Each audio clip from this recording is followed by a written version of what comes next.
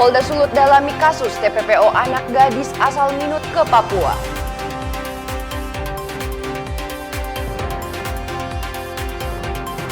Operasi SAR bencana Siau resmi ditutup, 2 korban dinyatakan hilang.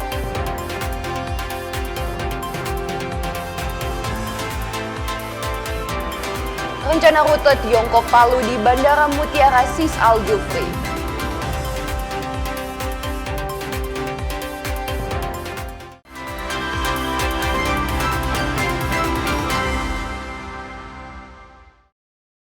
Selamat pagi saudara, apa kabar Anda hari ini? Kita jumpa dalam program Kompas Pagi. Selain 3 berita utama tadi, Anda juga bisa menikmati sejumlah informasi menarik lainnya yang dihimpun tim redaksi Kompas TV. Bersama saya Anata Mewoh, inilah Kompas Pagi selengkapnya. Hanya di Kompas TV, independen, terpercaya.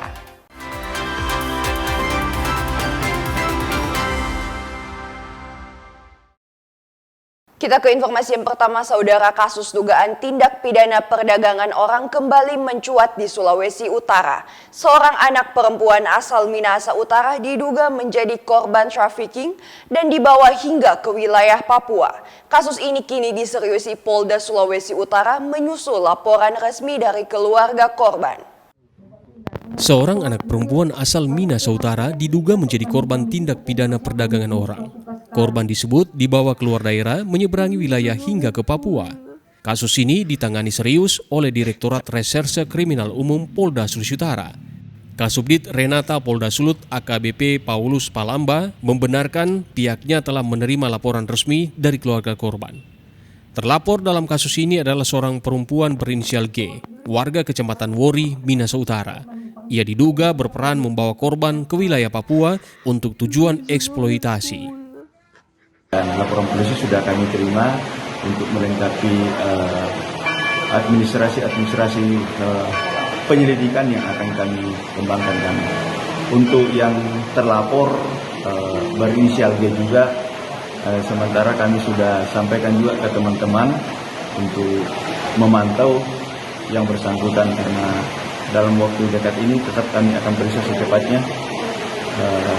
Menunggu mungkin hari Senin kami sudah upayakan untuk proses untuk penyelidikannya untuk kasus ini. Demikian.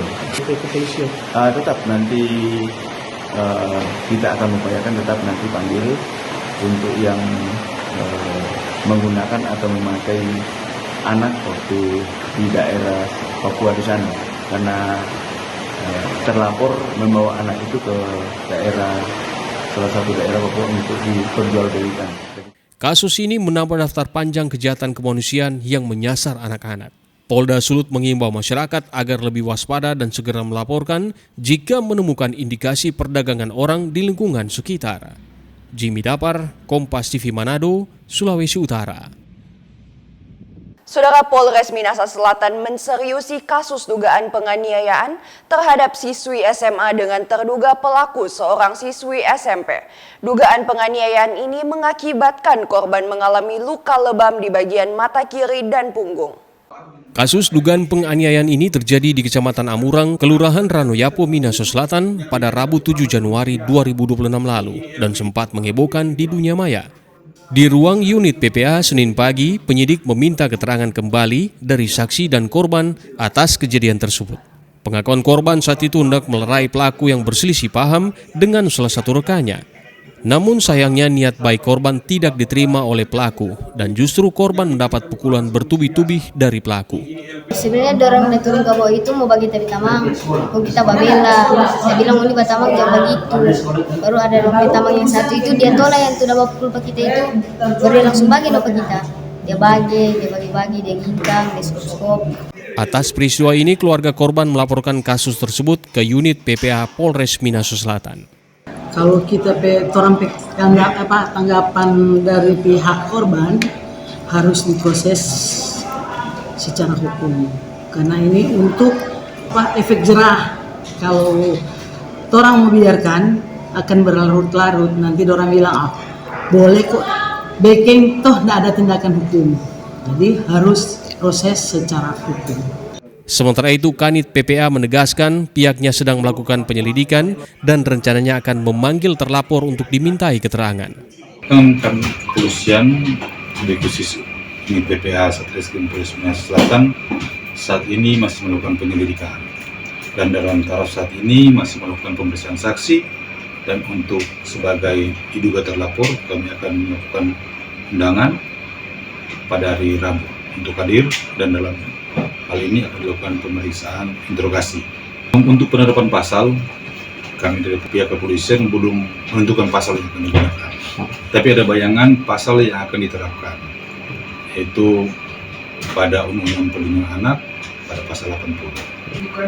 Korban masih di bawah umur, masih kategori anak. Keluarga korban dan warga masih dimintai untuk mempercayakan proses hukum kepada pihak aparat. Tim Liputan Kompas TV Minahasa Selatan, Sulawesi Utara. Saudara, Polresta Manado kembali mengungkap kasus narkoba. Petugas berhasil menangkap pelaku pengedar narkotika jenis sabu. Dari tangan tersangka, polisi berhasil menyita 98 paket di Kecamatan Talawaan, Kabupaten Minahasa Utara. Dalam gelar kasus, Kapolresta Manado Kombes Pol Irham Khalid membeberkan penangkapan dilakukan setelah Satreserse Narkoba menerima laporan dari masyarakat terkait aktivitas peredaran sabu di wilayah Kota Manado. Berdasarkan pengembangan informasi, anggota berhasil menangkap GRW, pelaku pengedar narkotika jenis sabu di Kelurahan Paniki Bawah, Mapanget, Kota Manado. Petugas juga menggeledah rumah pelaku di Desa Talawan, Kabupaten Minahasa, dan berhasil mengamankan serta menyita barang bukti narkotika jenis sabu sebanyak 1 paket besar dan 97 paket kecil bersama timbangan digital, alat hisap, dan plastik bening. Adapun barang bukti yang berhasil diamankan yaitu berupa 1 paket plastik bening besar yang berisi dugaan narkotika golongan 1 jenis sabu, 97 paket plastik bening kecil yang berisi dugaan narkotika golongan 1 jenis sabu, 1 buah alat hisap sabu atau biasa kita kenal dengan sebutan bom, 1 buah dus handphone Redmi, 2 buah korek api, 1 buah gunting, 1 buah handphone Android Redmi 9C warna biru. Kemudian perlu kami sampaikan terkait dengan kronologis pengungkapan. Guna mempertanggungjawabkan perbuatannya, tersangka dijerat dengan Undang-Undang Narkotika Nomor 35 Tahun 2009 dengan ancaman hukuman penjara seumur hidup dan paling berat hukuman mati. Jimmy Dapar, Kompas TV Manado, Sulawesi Utara. Saudara, Subdirektorat Tindak Pidana Korupsi Subdit Tipikor di Treskrimsus Polda Sulut menyelidiki dugaan penyelewengan anggaran proyek Gedung Pancasila Universitas Negeri Manado, Unima, yang menelan anggaran lebih dari 60 miliar rupiah. Proyek tersebut pernah menjadi sorotan karena mangkrak yang ditargetkan selesai pada tahun ini.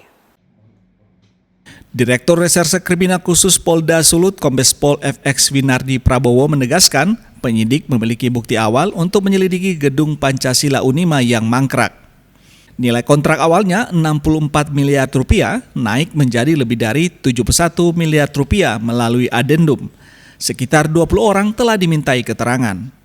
Pihak kontraktor pernah mengajukan gugatan perdata karena perbedaan perencanaan dengan kondisi real, meminta penambahan waktu dan penunjukan kembali. Polda Sulut saat ini berkoordinasi dengan BPKP dan tenaga ahli untuk memeriksa kualitas bangunan sesuai spek dan kesesuaian anggaran dengan kondisi fisik. Kasus ini ditangani sejak tahun 2025.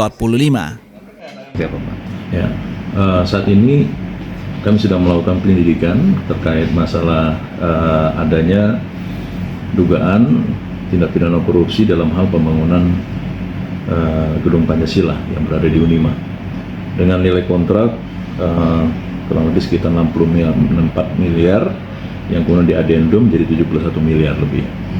Yang saat ini kami sudah memeriksa kurang lebih sekitar ada 20 orang yang sudah diperiksa, diambil keterangan dalam proses diwawancara untuk proses penyelidikan, dan kami masih melakukan pendalaman terus terkait hal ini karena kita tahu bahwa pada saat perjalanannya ada gugatan perdata yang dilakukan oleh kontraktor yang menggugat untuk dilakukan penambahan waktu dan penambahan waktu serta penunjukan kembali dia sebagai kontraktor. Proyek ini pernah menjadi perhatian karena bagian bangunan mangkrak, plafon bolong ambruk, dan sebagian gedung belum selesai. PT TBI sebagai pemenang tender 82 miliar dari APBN 2022 melalui Kementerian Ristek Dikti. Namun kemenangan proyeknya dibatalkan oleh mantan Rektor Unima waktu itu selaku KPA, memicu polemik. Jimmy Dapar, Kompas TV Manado, Sulawesi Utara.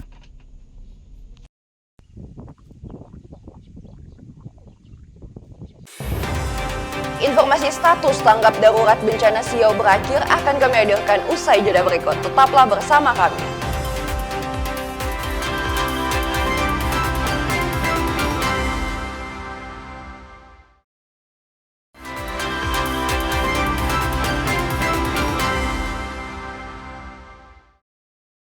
Terima kasih Anda masih bersama kami di Kompas Pagi. Saudara, Kantor Pencarian dan Pertolongan Basarnas Manado resmi menutup operasi pencarian terhadap 2 warga korban banjir bandang di Pulau Siau, Kepulauan Sitaro. 2 korban tersebut dinyatakan hilang. Operasi pencarian dan pertolongan bencana di Kabupaten Kepulauan Siau, Tagulandang Biaro resmi ditutup pada hari ke-14 pelaksanaan operasi. 2 korban atas nama Andres Pianaung dan Leonel Pianaung dinyatakan hilang seiring dengan berakhirnya masa operasi SAR. Kepala Kantor Pencarian dan Pertolongan Manado sekaligus Kepala Basarnas Sulawesi Utara, George Mercy Randang mengatakan hingga 18 Januari 2026 pukul 16.00 WITA, tim SAR gabungan belum menemukan tanda-tanda keberadaan kedua korban meskipun upaya pencarian telah dilakukan secara maksimal sesuai dengan standar operasional prosedur yang berlaku. Baik, dapat kami sampaikan terkait dengan hasil pencarian terhadap 2 orang yang dinyatakan hilang pada bencana banjir bandang yang terjadi di Kepulauan Sitaro atau di daerah Ulu Siau telah dilaksanakan selama 14 hari dan pada tanggal 18 Januari 2026 pencarian telah kami usulkan ditutup seiring dengan penutupan terkait dengan dampak bencana yang terjadi di daerah wilayah Sulawesi Utara khususnya di Ulu Siau, dan tentunya harapan kami tidak terjadi lagi di wilayah Sulawesi Utara. Dan untuk korban yang dinyatakan meninggal sebanyak 17 orang dan 2 orang dinyatakan hilang. Mungkin itu yang bisa kami sampaikan. Untuk penutupan terkait dengan masa tanggap darurat bencana telah dilaksanakan pada tanggal 18 Januari oleh Bupati Sitaro. Penutupan operasi SAR ditandai dengan pelaksanaan apel penutupan tanggap darurat bencana Kabupaten Kepulauan Sitaro yang dipimpin langsung oleh Bupati Kabupaten Kepulauan Sitaro dan diikuti oleh seluruh unsur tim SAR gabungan. Dengan dilaksanakannya apel penutupan tersebut, maka operasi SAR resmi dihentikan. Adapun hasil akhir operasi SAR bencana di Kabupaten Kepulauan Sitaro mencatat 76 orang selamat, 17 orang meninggal dunia, dan 2 orang dinyatakan hilang. Jimmy Dapar, Kompas TV Sitaro, Sulawesi Utara. Saudara, selain masa pencarian 2 korban warga Siau yang telah resmi ditutup, pemerintah Kabupaten Kepulauan Sitaro juga resmi menutup masa tanggap darurat bencana banjir dan tanah longsor Siau. Pemerintah Kabupaten Kepulauan Sitaro resmi menutup masa tanggap darurat bencana banjir dan tanah longsor di Pulau Siau pada hari Minggu 18 Januari 2026. Bupati Kepulauan Sitaro Cynthia Ingrid Kalangit mengumumkan secara resmi penutupan masa tanggap darurat bencana Siau. Selama masa tanggap darurat, pemerintah Kabupaten Kepulauan Sitaro dibantu pemerintah provinsi, TNI dan Polri telah melakukan berbagai upaya dalam rangka pemulihan pasca bencana. Hari ini kami sudah melaksanakan penutupan masa tanggap darurat karena sudah selang 14 hari dan semua data kami sudah kumpulkan. Untuk korban yang meninggal dunia ada 17 orang dan 2 orang dinyatakan hilang. Dan untuk selanjutnya kami masuk ke dalam masa transisi darurat pemulihan, dan semoga semua berjalan dengan lancar. Tetap kami akan membersihkan setiap bencana-bencana di titik-titik lokasi bencana yang ada, dan untuk pengungsi kami akan tetap memberikan makanan, minuman, dan sambil kami mencari rumah untuk mereka boleh berteduh, dan pemerintah akan memberikan uang sewa bagi setiap kakak yang rumahnya hilang maupun terdampak. Bencana banjir dan tanah longsor di Pulau Siau yang terjadi pada 5 Januari telah menelan korban jiwa 17 orang dan 2 dinyatakan hilang. Bencana ini juga berdampak kepada 480 kakak atau 1.402 jiwa di 7 desa dan kelurahan. Bencana ini menyebabkan 173 kakak atau 476 jiwa harus mengungsi dan ratusan rumah warga hilang dan rusak. Pemerintah setempat telah berjanji akan membantu mendirikan rumah bagi warga yang kehilangan tempat tinggal. Tim Liputan Kompas TV Kepulauan Sitaro, Sulawesi Utara. Saudara, keluarga salah satu kru pesawat ATR 42500 atas nama Florencia Lolita yang hilang kontak dalam perjalanan dari Yogyakarta ke Makassar pada Minggu sore berangkat ke Makassar. Nama Florencia Lolita masuk dalam manifest pesawat sebagai kru kapal dan bertugas sebagai pramugari. Ibunda Florencia Lolita, salah satu kru pesawat ATR 42500, tak bisa menyembunyikan kesedihan mendalam saat ditemui awak media di Bandara Internasional Samratulangi Manado Minggu sore. Nelce Maramis mendapat informasi soal pesawat yang ditumpangi anaknya hilang kontak dalam perjalanan dari Yogyakarta menuju Makassar pada Sabtu kemarin. Dirinya dihubungi keluarga dari Jakarta dan diminta untuk berangkat menuju Makassar Minggu sore untuk memberikan informasi sekaligus tes DNA jika dimintai petugas yang bersiaga di posko antemortem yang berada di kawasan Bandara Internasional Sultan Hasanuddin Makassar. Nelce bilang dirinya masih sempat berkomunikasi terakhir kali dengan sang anak yang sudah 14 tahun bertugas sebagai pramugari ini pada Sabtu pagi.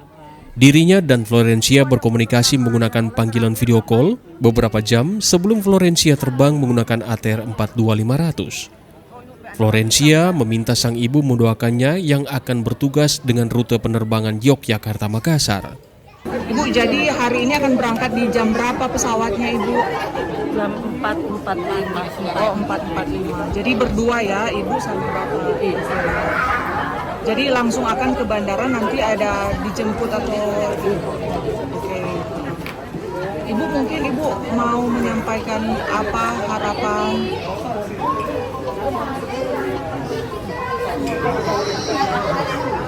Pihak keluarga berharap yang terbaik dari seluruh proses pencarian dan evakuasi pesawat ATR 42500 yang sedang dilakukan tim gabungan Basarnas. Yang menghubungi kakaknya, ya, yang karena kakaknya memang di Jakarta. Sesama pramugari juga atau? Dia dulunya sesama pramugari, tapi sekarang batik air. Ya, jadi kemarin menerima informasi itu pihak keluarga langsung melakukan apa, Bu? Cuma menunggu sampai datangnya tiket untuk ibu harus berangkat. Jadi hari ini yang akan berangkat siapa saja, Bu? Hari ini yang akan berangkat mamanya Florencia yang mau menemani karena tidak bisa dari sini. Komunikasi keluarga terakhir dengan Florencia kapan, Bu? Terakhir kemarin dulu, ketika dia mau berangkat. Kemarin dulu kan, 2 malam berturut-turut. Hingga Minggu sore, proses pencarian pesawat ATR 42500 yang hilang kontak ini terus dilakukan tim SAR gabungan. Diketahui pesawat ATR 42500 rute Yogyakarta-Makassar ini ditumpangi 3 orang penumpang dari Kementerian Kelautan dan Perikanan serta 7 orang kru pesawat. Yana Mekesingal, Kompas TV Manado, Sulawesi Utara. Saudara, bangunan Dewan Guru Sekolah Menengah Pertama Negeri 7 Bolaang Mongondo Utara, Sulawesi Utara pada Minggu malam sekitar pukul 18.00 WITA hangus terbakar. Kobaran api dengan cepat membesar dan membakar seluruh bangunan Dewan Guru SMP Negeri 7 Bolaang Mongondo Utara di Desa Minanga, Kecamatan Bintauna, Kabupaten Bolaang Mongondo Utara, Sulawesi Utara. Kobaran api sempat membuat warga sekitar panik. Warga bersama pihak sekolah dan pemerintah setempat berupaya memadamkan api dengan alat seadanya sambil menunggu kedatangan petugas pemadam kebakaran. Beruntung, api tidak sempat merembet ke bangunan ruangan kelas lainnya yang berjarak cukup dekat dari lokasi kebakaran. Kobaran api pun baru bisa dipadamkan 2 jam kemudian. Menurut warga yang pertama kali melihat kejadian tersebut bilang, api terlihat berasal dari dalam ruangan Dewan Guru yang diduga akibat arus pendek listrik. Tidak ada korban jiwa dalam peristiwa ini, dan sebagian besar dokumen penting milik sekolah berhasil diselamatkan sebelum api membakar seluruh bangunan. Hingga kini penyebab pasti kebakaran masih dalam proses penyelidikan. Rahman Rahim, Kompas TV, Bolaang Mongondo Utara, Sulawesi Utara. Saudara, informasi kontes kucing, ajang edukasi dan wadah silaturahmi pecinta hewan di Gorontalo, tetaplah bersama kami.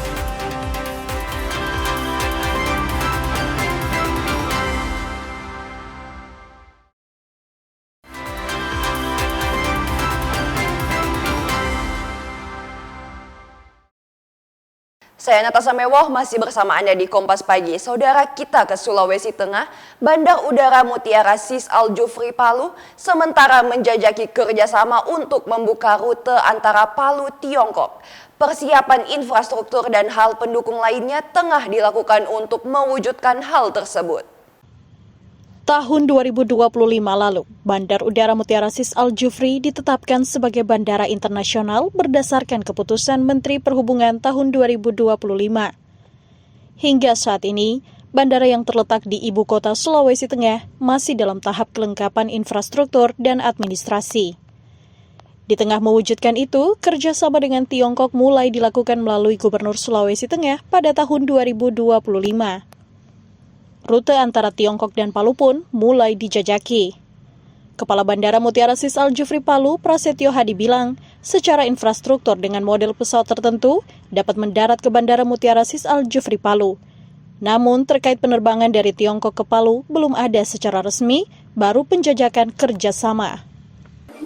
Kami saat ini sedang menyiapkan fasilitas terlebih dahulu untuk renovasi terminal, yaitu area keberangkatan dan kedatangan internasional, dan juga peralatan yang semuanya itu adalah terkait CIQ, Custom, Immigration, dan Quarantine, bea cukai, imigrasi, dan karantina.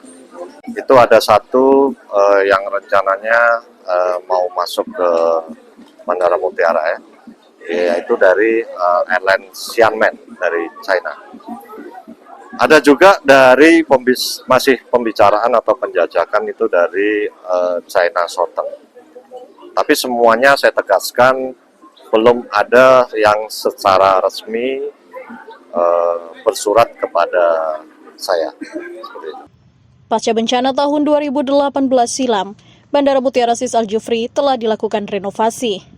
Kini, untuk mewujudkan menjadi bandara internasional, kesiapan fisik terminal, landasan, dan lainnya perlu ditingkatkan. Aldrim Talara, Kompas TV, Palu, Sulawesi Tengah. Saudara, kayu eboni atau yang lebih dikenal sebagai kayu hitam merupakan kayu khas dari Sulawesi Tengah. Warna hitam alami dengan corak uniknya menjadikannya bernilai tinggi dan tetap diminati hingga kini. Di tengah perkembangan zaman, kerajinan kayu eboni masih bertahan dan menjadi sumber penghidupan sebagian masyarakat. Salah satunya usaha kerajinan milik Putu Sukaryana, seorang pengrajin kayu eboni di Kota Palu. Pasca bencana tahun 2018 silam, usaha kerajinan kayu eboni ini sempat mengalami kendala. Beberapa mesin rusak dan tenaga kerja berkurang. Namun dengan pemanfaatan teknologi mesin, produksi tetap bisa berjalan hingga saat ini. Beragam produk dihasilkan dari kayu eboni, mulai dari gantungan kunci, aksesoris, hingga perabot rumah tangga seperti set kursi dari kayu hitam. Hasil kerajinan ini tak hanya diminati warga Kota Palu, peminat juga datang dari luar Sulawesi. Putu Sukaryana bilang, karena khas, peminat kerajinan kayu eboni masih tetap ada. Unik tipe kayu kan, kekuatannya tidak dimakan rayap, semakin lama semakin bagus, ya semakin semakin kering itu makin bagus. Peminatnya tetap ada kalau dari segi peminat.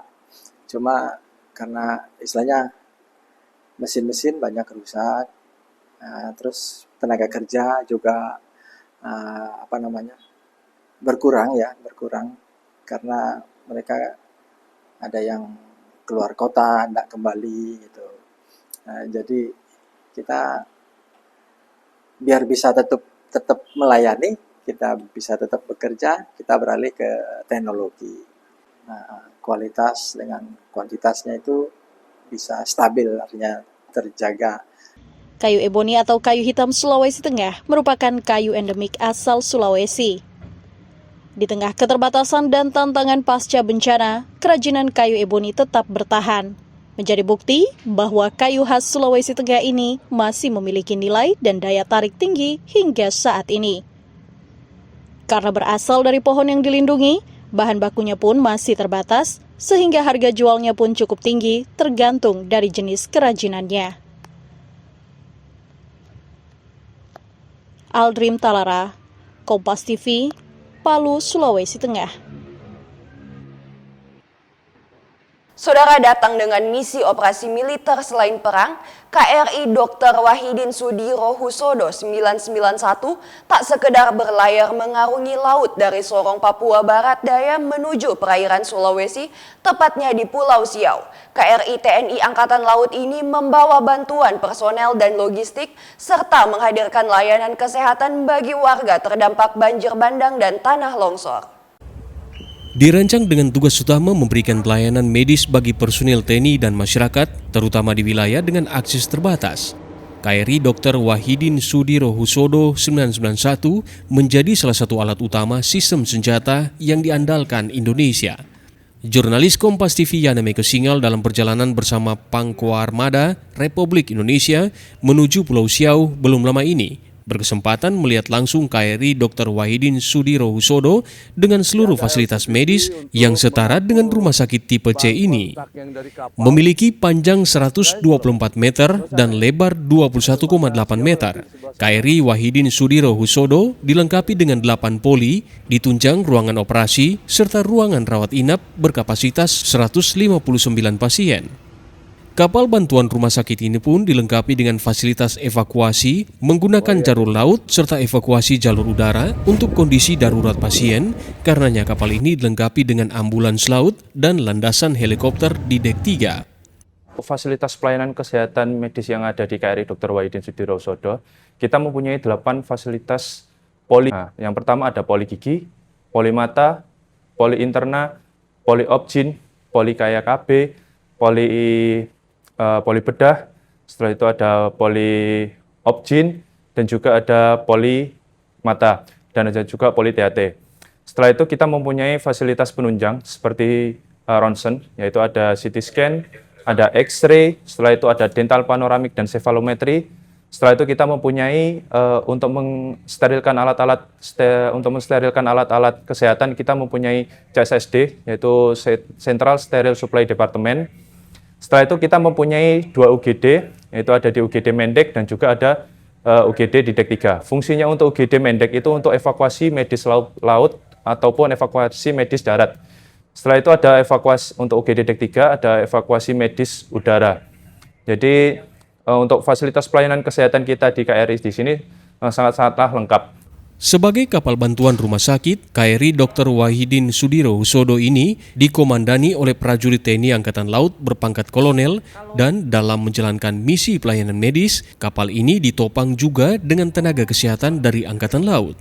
Tak sekedar memberikan pelayanan kesehatan untuk masyarakat di wilayah timur Indonesia, namun KRI ini juga menjalankan fungsi diplomasi maritim ke negara-negara di Kepulauan Pasifik. Dan fungsi pokok untuk KRI Dr. Wahidin Sudirohusodo adalah melaksanakan bantuan medis, yaitu melaksanakan bantuan pengobatan, baik itu untuk prajurit maupun masyarakat yang memerlukan untuk pelayanan kesehatan. Selain tugas dan fungsi khusus tersebut, kita memiliki tugas-tugas tambahan, yaitu melaksanakan bantuan penanggulangan bencana, melaksanakan bantuan SAR, melaksanakan bantuan untuk pergeseran personil maupun material. KRI Wahidin Sudirohusodo ini diproduksi anak bangsa yakni PT PAL Indonesia, mampu melaju dengan kecepatan maksimal 18 knot dan kecepatan jelajah 14 knot. Saat ini, TNI Angkatan Laut memiliki 3 kapal rumah sakit, yakni KRI Dr. Wahidin Sudirohusodo yang berpangkalan di Sorong, Papua, KRI Suharto 990, dan KRI Dr. Rajiman Wedyo di Ningrat. Yana Megasingal, Kompas TV Perairan Sulawesi, Sulawesi Utara. Saudara komunitas Pet Lovers Gorontalo menggelar fashion show sekaligus kontes kucing sebagai ajang edukasi dan wadah silaturahmi pecinta hewan. Kegiatan fashion show kucing digelar oleh komunitas Pet Lovers Gorontalo berlangsung meriah dan menyedot perhatian masyarakat. Puluhan kucing berbagai ras tampil menarik dengan aksesoris dan kostum unik. Panitia membagi perlombaan dalam 2 kategori, yaitu kategori adult atau kucing dewasa, serta kategori kitten atau anak kucing. Salah seorang peserta mengaku sangat antusias mengikuti kegiatan ini. Dirinya berharap event serupa dapat lebih sering dilaksanakan karena selain menjadi ajang hiburan, juga dapat menambah wawasan para pecinta hewan. Kalau untuk persiapan, mungkin SMA di DP Kucing dulu, baru dengan persiapan kostum-kostumnya juga. Tadi menggunakan kostum apa? Kelinci Pasca temanya. Kelinci Pasca. Mungkin kalau bagi saya itu diadakan lebih sering lagi, supaya mungkin akan banyak pengunjung-pengunjung mempunyai selera dalam cat, dalam pet lovers, agar bisa menampilkan kucing-kucingnya. Apalagi kalau misalnya dia kasih kucing untuk atraksi. Sementara itu, Ketua Komunitas Pet Lovers Gorontalo mengatakan kegiatan ini digelar sebagai upaya mengedukasi masyarakat tentang cara merawat hewan dengan baik, sekaligus menumbuhkan rasa cinta dan kepedulian terhadap hewan peliharaan. Menurutnya, dalam perlombaan ini penilaian tidak hanya berdasarkan penampilan dan kostum kucing semata, namun aspek kesehatan kucing menjadi prioritas utama dalam penilaian Dewan Juri. Di sini kita mengadakan pameran ini hanya untuk edukasi, untuk mengenalkan kepada masyarakat bahwa mana kucing itu biasanya kita lihat orang aniaya kucing. Nah, di sini kita edukasi untuk mengenalkan lebih dekat hewan dengan orang-orang.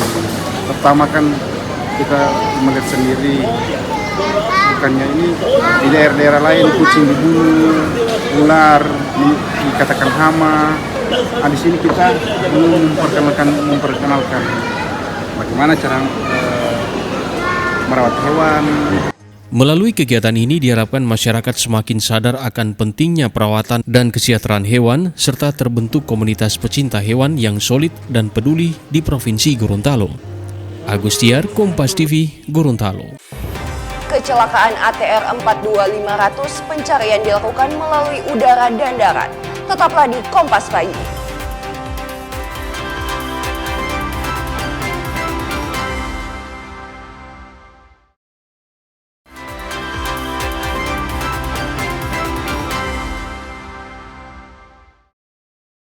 Terima kasih Anda masih bersama kami. Saudara, tim SAR berhasil menemukan bocah 5 tahun yang terseret ombak saat berenang di Pantai Barombong. Korban ditemukan tak bernyawa sekitar 10 meter dari lokasi awal terseret ombak. Tangis orang tua korban pecah saat melihat anaknya sudah tak bernyawa. Pencarian bocah 5 tahun yang terseret ombak di Pantai Barombong berakhir. Korban akhirnya ditemukan oleh tim SAR gabungan dari BPBD, Damkar, TNI Polri, dan relawan bencana. Korban bernama Rido berhasil ditemukan setelah 2 hari hilang terseret ombak saat sedang bermain di Pantai Barombong bersama keluarganya. Jasad korban ditemukan sekitar 10 meter dari lokasi pertama korban terseret ombak. Tim SAR gabungan sempat kesulitan karena kondisi cuaca buruk, angin kencang, dan ombak tinggi menyebabkan pencarian korban sempat dihentikan pada hari pertama pencarian. Jadi perlu kami informasikan, kami BPBD Kota Makassar menerima aduan tentang korban hilang. Jadi lokasi penemuan itu di kurang lebih 10 meter dari tempat tenggelamnya korban. yang dikabarkan mereka datang rekreasi atau mandi-mandi bersama keluarga dan terseret ombak. Ada tantangan Pak selama masa pencarian kemarin dan hari ini? Ya, selama saat melakukan pencarian hari pertama kami terus melakukan, tetapi karena kondisi ombak yang tinggi dan angin yang sangat kencang, sehingga pencarian hari pertama kami hentikan sementara dan dilanjutkan pada hari ini dan alhamdulillah telah membuahkan hasil. Ayah korban bernama Udin menjelaskan mereka ke pantai untuk bersenang-senang. Saat sedang bermain bersama adiknya, korban tiba-tiba hilang terseret ombak. Ia kemudian melaporkan ke tim SAR untuk dilakukan pencarian. Begini main di sini, baru mamanya di sana. Iya. Memain cari kaloma. Terus sama kakaknya. Tiba-tiba kayak ombak ambil kini kencang kan tinggi ombak di sini. Iya. Kita tidak lihat waktu tadi kejadian. Waktu tadi Tidak. Tiba-tiba dia hilang saja. Iya. Mamanya juga kasih tahu saya. Hilang gitu. Iya. Oke. Jenazah korban langsung dibawa ke rumah duka bersama keluarga. Kepala BPBD Kota Makassar mengimbau warga Makassar lebih waspada dan mengurangi aktivitas di pantai selama musim hujan. Nila Rustam, Kompas TV Makassar, Sulawesi Selatan. Saudara, satu persatu keluarga korban pesawat ATR 42500 mendatangi posko antemortem Bitdokes Polda Sulsel. Mereka menjalani pengambilan sampel DNA untuk selanjutnya digunakan untuk memastikan jika ada korban yang ditemukan. Posko antemortem Bitdokes Polda Sulawesi Selatan mulai didatangi keluarga korban. Salah satunya keluarga M. Farhan Gunawan, adik kandung korban, tiba di posko antemortem yang berada di kantor Bitdokes Polda Sulawesi Selatan, Jalan Kumala, Kecamatan Tamalate, Kota Makassar.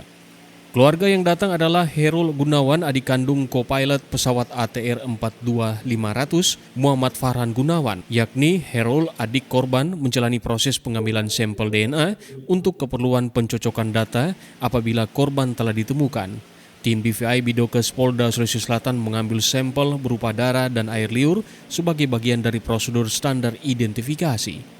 Pengambilan sampel DNA tersebut dilakukan oleh tim Disaster Victim Identification atau DVI Bitdokes Polda Sulawesi Selatan sebagai bagian dari proses identifikasi korban pesawat ATR 42500 yang jatuh pada 17 Januari 2026 lalu. Muhammad Farhan Gunawan adalah warga Malili, Kabupaten Luwu Timur, Sulawesi Selatan. Selama proses pengambilan data, tim medis dan forensik melakukan pendataan secara menyeluruh terhadap identitas keluarga korban. Jadi pada hari ini itu ada satu orang yang secara aktif mendatangi posko DVI di Bitdokes dengan memberikan keterangan-keterangan tentang yang bersangkutan. Kemudian termasuk kita ambil sampel DNA untuk seandainya ditemukan jasad atau tubuh korban akan dicocokkan dengan sampel tersebut. Kemudian yang kedua, tadi di Jawa Barat itu ada juga kita mendatangi melalui Bitdokes Polda Jawa Barat untuk mengambil keterangan, termasuk mengambil sampel dari keluarga salah satu, yaitu Esther, salah satu pramugari. Kemudian yang 8 korban lainnya kami secara aktif mendatangi dan menghubungi keluarga-keluarga korban ini. Demikian. Saat ini posko siaga menunggu keluarga korban dan juga hasil pencarian korban. Nila Rustam, Kompas TV Makassar, Sulawesi Selatan.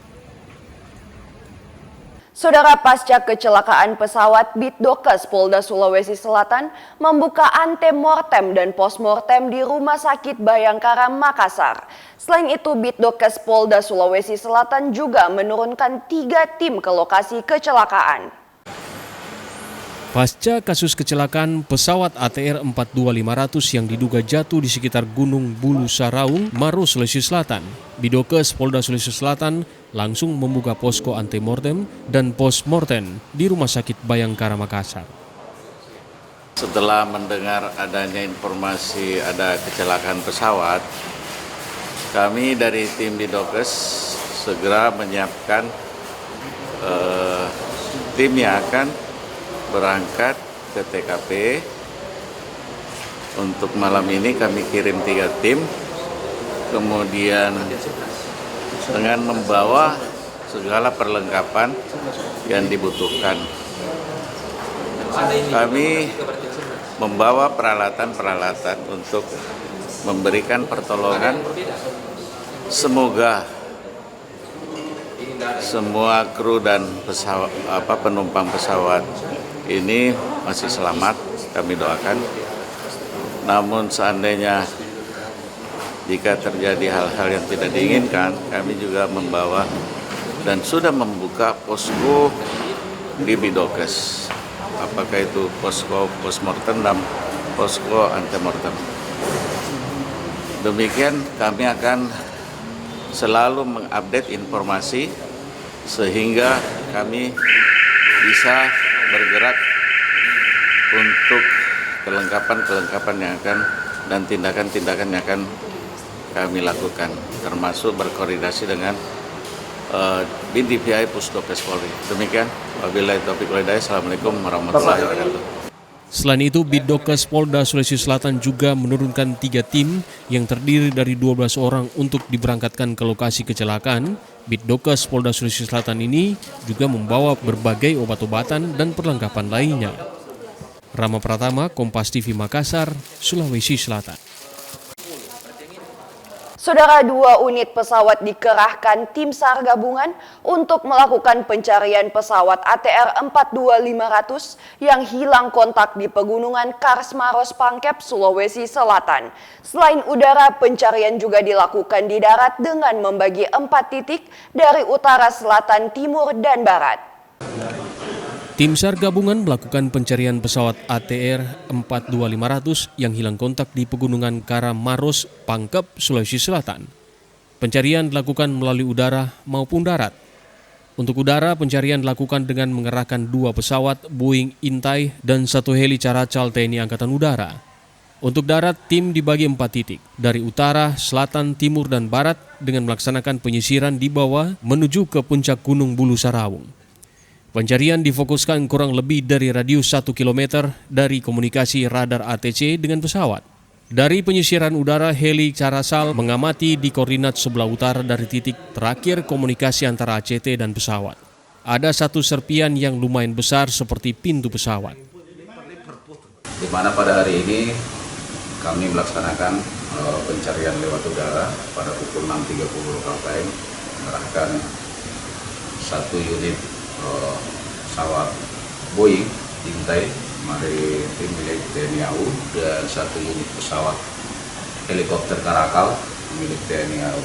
Dan untuk seru darat sendiri sampai saat ini kami membagi 4 seru, di mana 4 seru ini kami bagi ke 4 titik dari utara, selatan, timur, dan barat, dan nanti akan melaksanakan penyisiran dari bawah menuju puncak Gunung Bulu Saraung. Mudah-mudahan dari penyisiran di 4 sektor yang kami sudah siapkan dan sementara dilaksanakan oleh tim SAR gabungan di lapangan bisa membuahkan hasil. Seperti itu. 4 itu kan ada puing-puing yang didapat, apakah difokuskan juga di situ? Betul. Jadi informasi dari pencarian udara, yaitu info dari heli Caracal tadi pada pukul 7:52 lokal time dari heli Caracal di koordinat 4 derajat 55 menit 48 detik south dan 119 derajat 44 menit 52 detik east selatan. Koordinat tersebut ditemukan tail dari diperkirakan pesawat tersebut. Namun sementara tim darat menuju koordinat tersebut dan langsung melakukan pengecekan.